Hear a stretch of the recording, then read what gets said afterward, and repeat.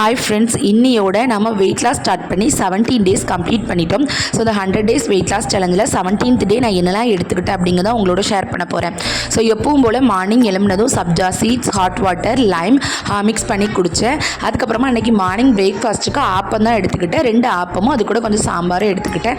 So இது carbohydrate தான், but கொஞ்சம் டேஸ்ட் வைஸாக எடுத்துக்கலாம் அப்படின்னு எடுத்துக்கிட்டேன். பிகாஸ் நம்ம ரொம்ப ஓவராக ஸ்ட்ரிக்டாக இருந்தோம் அப்படின்னா சம்டைம்ஸ் நம்ம வந்து நிறைய சாப்பிட்ற மாதிரி ஆயிடுவோம். அதனால நான் வந்து இதை எடுத்துக்கிட்டேன். ஸோ அதுக்கப்புறம் மதியம் வந்து இன்றைக்கி கொஞ்சம் சாதமும் கொஞ்சம் சிக்கன், அதுக்கப்புறமா நிறைய காய்கறி எடுத்துக்கிட்டேன். ஸோ இன்றைக்கி மேக்ஸிமம் கொஞ்சம் கார்போஹைட்ரேட்டாக தான் எடுத்துக்கிட்டேன். பிகாஸ் என்கிட்ட வீட்டில் எதுவுமே இல்லை.